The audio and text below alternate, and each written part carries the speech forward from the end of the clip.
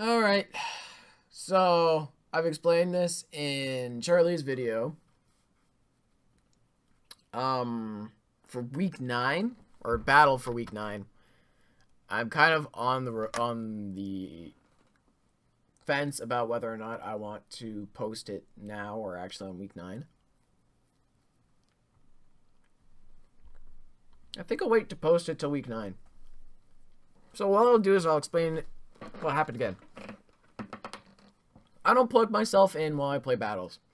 I don't have earbuds in, and I don't have my speaker on. So I had a YouTube video accidentally going in the background and didn't notice it through both this battle and Charlie's battle. So the audio was completely ruined. Unfortunately, but there we go. So, I'm sorry, you're not going to get my live commentary and reactions for this battle, which is good and bad. It's good in the sense that it was a 40-minute battle, which is a lot of time to spend watching a battle. But it's also bad in the flip side of you don't get to see every single little insight I have going into fighting against his team, because this was one of the toughest matches I've had yet. It was rather hard to really figure out how to get through him, but there we go. So, let's get straight into the teams. We got Splork here, Psychium Z, full special attack and enough speed for, let's see, Rotom Heat. Because if I can get the gravity off, I'll be faster than it if it's not Scarf. So Psychium Z with Gravity, Earth Power, HP Ice, and Psychic. If you don't know what Z-Gravity does, Z-Gravity activates Gravity, of course, but it also gives you a special attack raise, which is pretty nice. Landorus is could be able to function as a late-game sweeper that goes through everything with Earth Power and Psychic. Psychic, of course, being there for this fat thing, and Earth Power combined with HP Ice go through basically everything barring an AV Slowbro and this fat Bowie looking thing. So yeah, we got Specs Greninja. I need a wall breaker, and Specs Greninja is the best thing I got, really, to function as a wall breaker against his team. Nothing really appreciates a Hydro Pump barring the right type of Savali, Amoonguss, or Slowbro. So there we go. Not to mention Dark Pulse as well, and Ice Beam and U-turn for coverage and momentum. Enough speed for, I believe, Mega Pidgeot, because Mega Pidgeot's fast as fuck. Yep. Excuse me. Gearfried comes, but Helios doesn't. We got Gearfried here with Sword Stance, Substitute, Return, and Close Combat. Enough speed to outspeed Max Speed Zygarde. Chili's coming again. With Thick Fat, obviously, Eviolite, specially defensive, with Stealth Rock, Freeze Dry, Toxic, and Ice Shard. Now, this set is walled out heavily by Celesteela, which I didn't notice.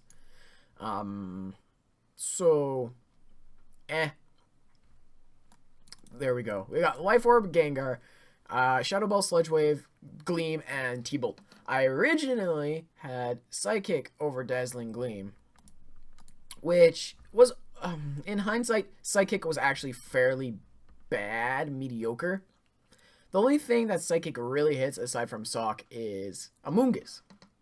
And even if he does bring Amoonguss, he's not doing much to Gar aside from putting it to sleep. Sludge Wave does what Psychic would do, but Psychic also would make it so he can freely switch into Liepard, or freely go into Celesteela, or into Slowbro. So I decided to switch out Psychic for Dazzling Gleam, which does a lot better. Gleam hits Liepard, Gleam hits. The main reason I brought Gleam was for Zygarde specifically, because with Shadow Ball, Sludge Wave, Psychic, and T-Bolt, only 2 of those moves are actually going to be hitting for decent damage, and even then, it's still not doing a lot of damage. In fact, I think I have Gengar set right here. Yeah, so let's go to Zygarde, just so I can show you guys. So, no HP, no special defense whatsoever. Shadow Ball by itself would be doing 59 maximum, maybe. No, 58, because Pokemon always rounds down. And then Gleam would be doing 66 to 78. So that's a lot better. Let's see Psychic. It'll obviously be a lot less, like 44. Okay, so there you go. I'm glad I brought Gleam on this thing at the end of the day because, oh, it was necessary. No spoilers, but there we go. And specially defensive, lefties Rotom Wash with T-Wave, Pump, Volt Switch, and Pain Split. In hindsight, I probably should have gone with Will-O-Wisp over T-Wave.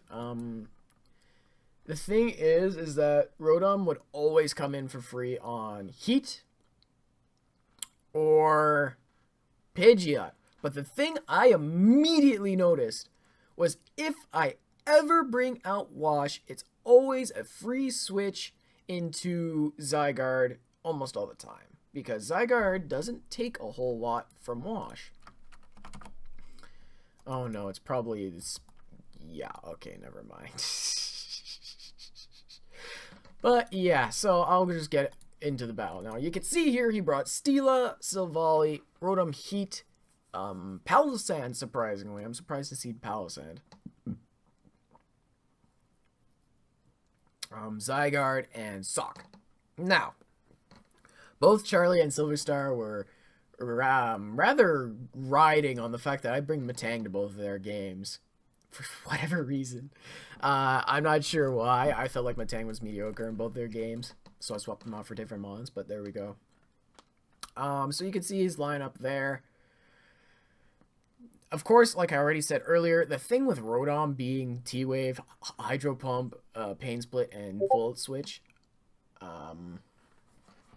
is that Silvally and Rotom Heat allow for free pivots into Zygarde. If I have Wash out and he's got Celesteela out, and I try to Volt Switch or... And I try to Volt Switch or Pump. Pump has a chance to miss, number one. It's 80% chance, right?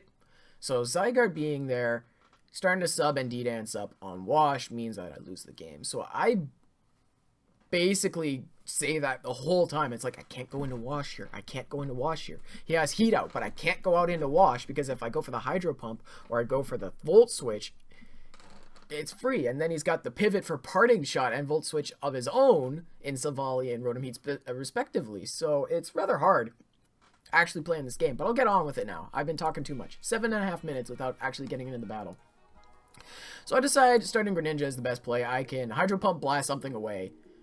Or U-turn or whatever. So of course he starts Celesteela. And at this point I decide, okay, we need a damage test. We need to see what kind of spread he is. I assume that he's probably just going to be the normal spread that everyone uses for Celesteela. This one. 104 in defense with a defense raising nature and 156 in SPDF with 248 HP. So Greninja does 58 maximum with Hydro Pump, right? So I just decide, you know what? We go for Hydro Pump here. Hydro Pump goes through everything. Nothing on his team appreciates it. 67. And my jaw drops, and I'm like, the fuck do you mean 67? So I go to quickly calc, and from what I glean, 67 is the absolute max roll if he's max HP and no SPDF. So I'm assuming either A, he doesn't have max HP, or B, he's got no special defense. So from this point on, I assume full physically defensive. Right? I think it makes sense. So he goes for the Leech Seed here. On the same turn, I go for the Hydro Pump. Learn that he's lefty, so it's probably like, okay, he's probably Leech Seed, Protect, Heavy Slam, and Flamethrower. I got set into that thought that it was just the standard Heavy Slam Flamethrower set. Keep that in mind. So he goes for the Protect, and I waste a Hydro Pump. But I go for it again, because he doesn't appreciate it. Even if he is at 67%, he's not going to appreciate another Hydro Pump. So then he goes into Silvally. Now, in hindsight, his team doesn't take Hydro Pumps, right?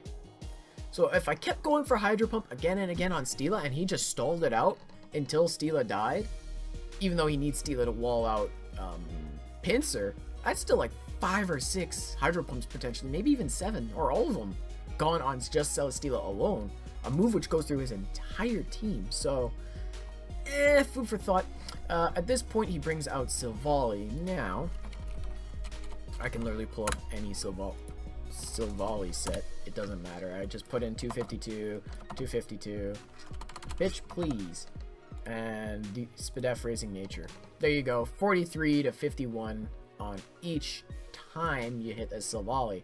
So since it only did 44, I can already assume that this thing is full max, just full specially defensive. Boom, there we go. So since I'm also choice locked in, as you should be able to tell from his own damage calcs, I go into Palace Wine here.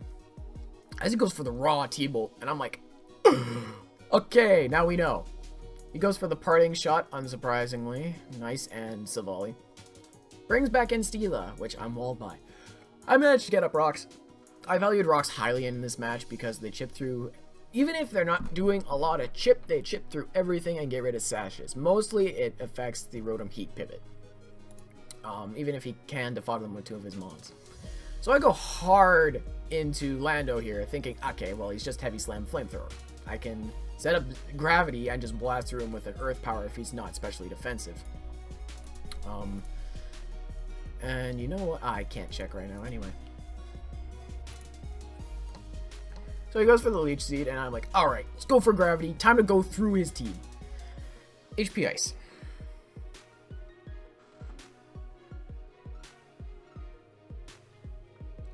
Could try Splork. So I'm kind of not too happy about that. This isn't the right set. That drives me a little bit insane. So, why am I not too happy about that? Well, obviously everyone runs hidden powers for mons that are quad weak to it, right? It only makes sense. Stuff like Scizor and stuff like Landorus, because Landorus just doesn't eat it up at all. There you go. HP Ice alone with no special attack investment whatsoever at base 107 does 68 to 80. Put each seat on my side, and yep. There we go at 88%.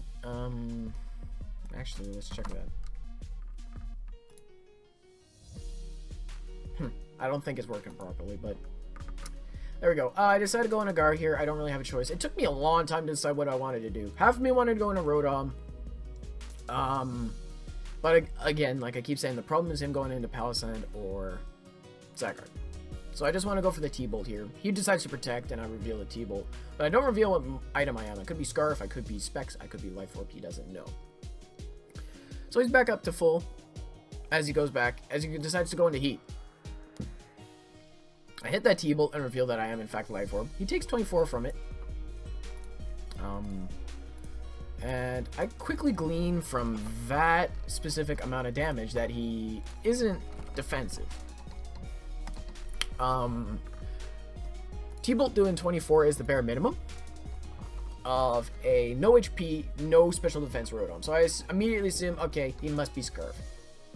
Which makes things incredibly complicated for me. But he also mentions here, and it doesn't show up in the text, and this is why I'm a bit mad that the recording failed.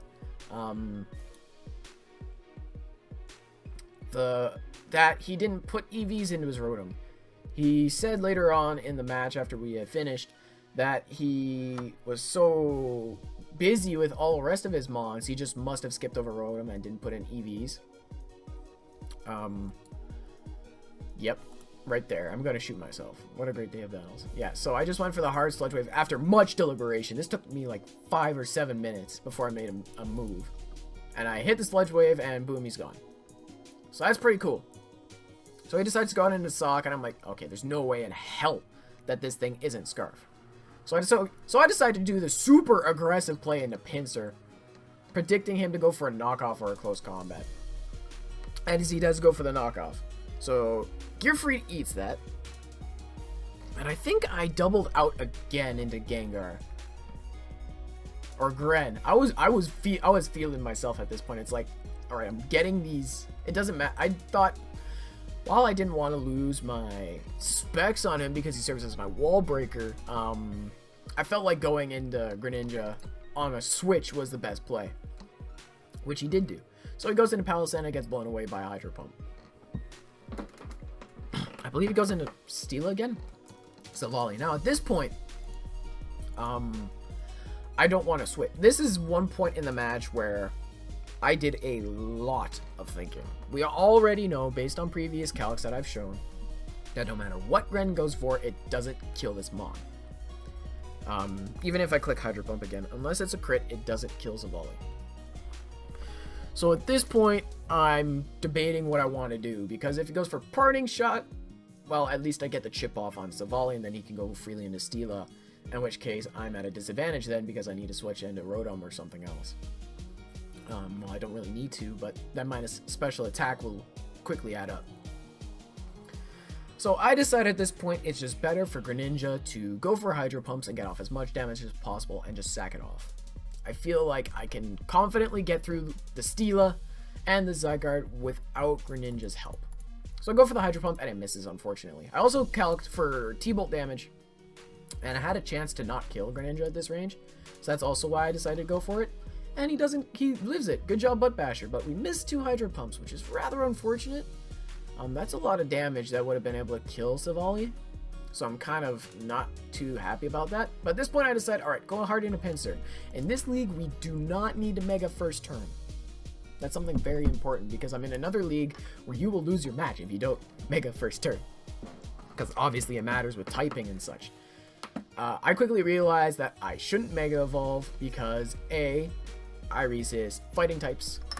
Oh, I quad resist fighting types if I Mega Evolve, but I resist the HP Ice that comes from Celesteela, and I resist the...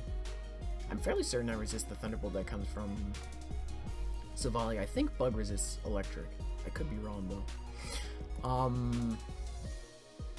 Yeah. Also, another incredibly interesting fact that I noticed because this move took me so long to figure out. I was doing so many calcs. I was doing as many calcs as you could possibly imagine. Pinsir. Not Mega Pinsir takes 20 maximum from HP Ice, so it's a perfect opportunity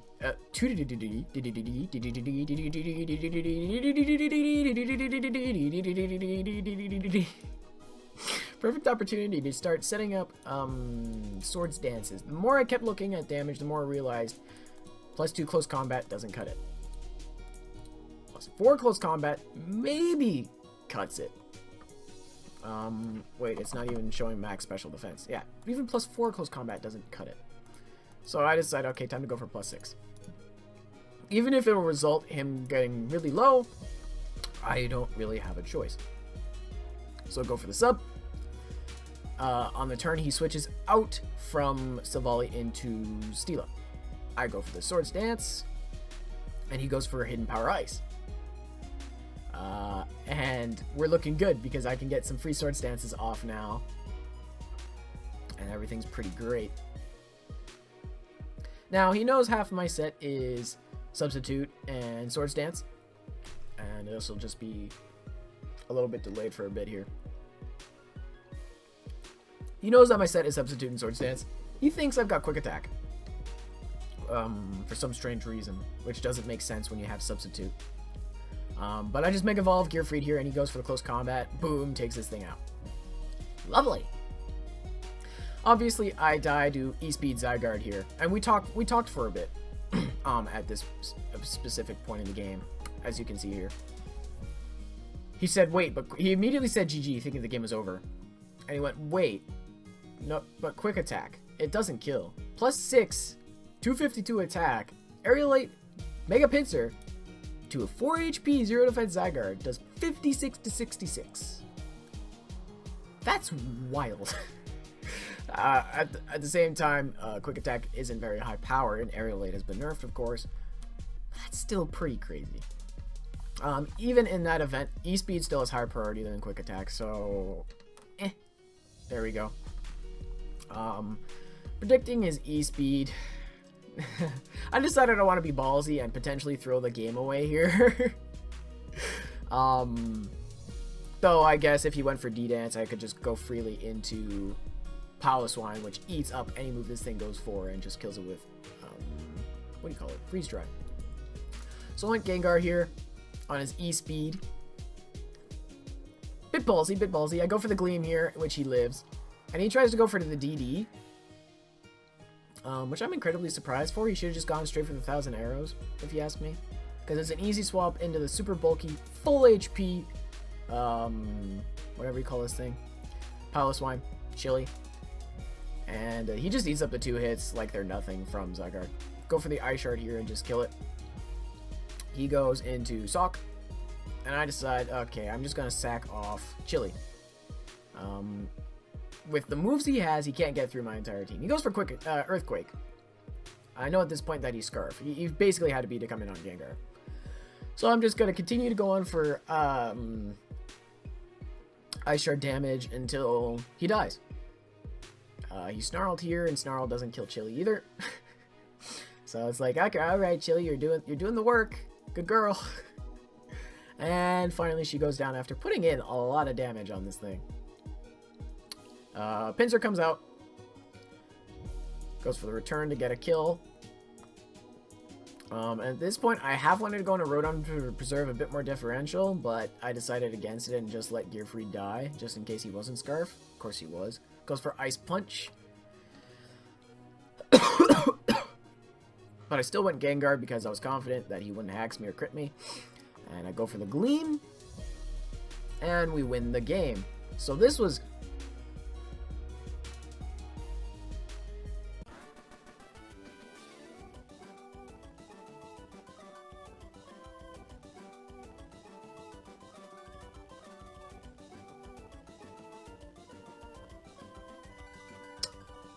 I'm gonna edit that out actually, because I'm gonna wait to upload that until later.